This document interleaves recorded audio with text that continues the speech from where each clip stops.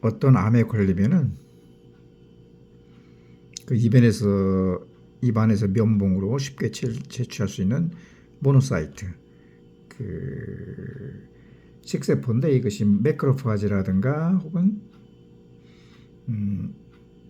덴드라이트 셀로 변화될 수 있는 그 모노사이트를 면봉으로 입안에서 구한다든가 혹은 혈중에서 구해가지고 이것을 HLA 티슈 타이핑을 해볼 것 같으면은 그 병에 걸린 사람에 따라서 독특한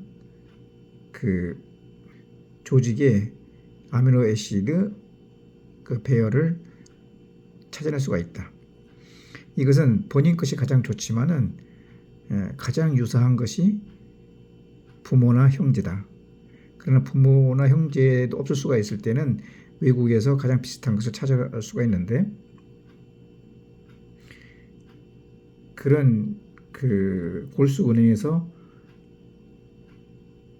수십만 수백만의 표본 중에서 가장 비슷한 것을 골라서 그런 인공 엔티바디가 아니다. 엔티젠을 그 덴드라이트 셀에 주입해서 잘 학습이 된 그 덴드라이트 셀, 활성화된 덴드라이트 셀을 병에 걸린 사람이든가 가능성 있는 사람한테 주입할 것 같으면은 이 덴드라이트 셀에 있는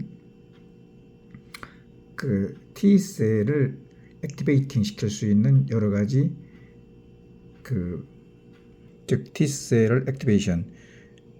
K셀을 많게 한다든가 활동시킨다든가 혹은 레귤레이터리 셀을 뭐 떨어뜨리든가 이런 것을 할 수 있는 근데 필수적인 그 분자들이 존재하는데 이 크기가 옹그스트롬 단위다. 분자들이기 때문에 이것과 그리고 그 환자 몸에 있던 덴드라이트 셀들의 상호작용 등으로 해서 이들이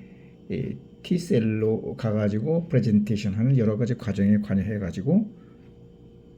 이 학습된 덴드라이트 셀 외부에서 주입한 것으로 인해가지고 원래 있던 덴드라이트 셀이 이를 받아서 전달을 하면서 면역계가 다시 이 질병에 특화돼서 활성화돼가지고 K셀은 액티베이팅 프롤리페이션 되고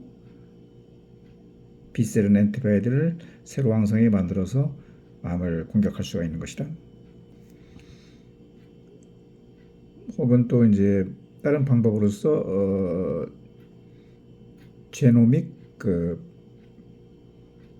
프로파일링 방법이라고 하는 것은 캔서 셀도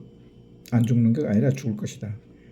그러면 죽고 나면은 그 셀 속에 들어있던 DNA 조각들은 없어지지 않고 혈중에 떠다니게 되는데 NGS 방법으로 암 표지자 검사 방법으로 이들을 추적할 수가 있는데 그래서 암을 발견하고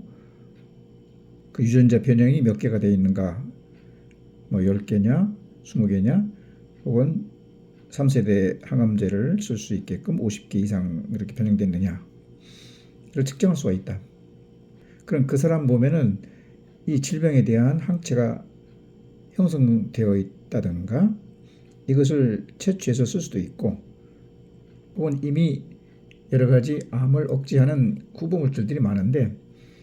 그들을 이 암에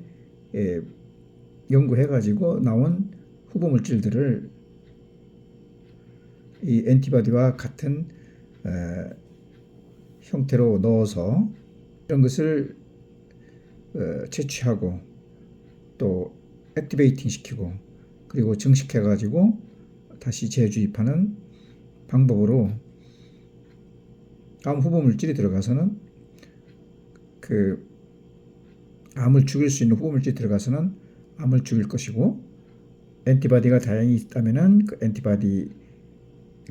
들어가서 증식돼 가지고 암을 죽일 것이다. 유전자 방법이라고 하는 것은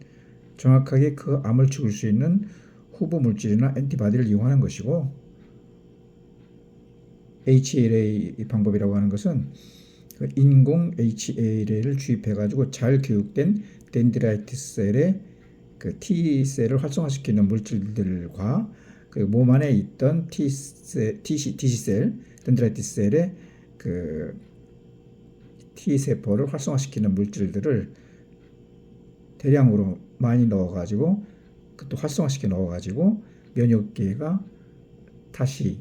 그 NK나 그 B셀들이 포식 활동이나 엔티바디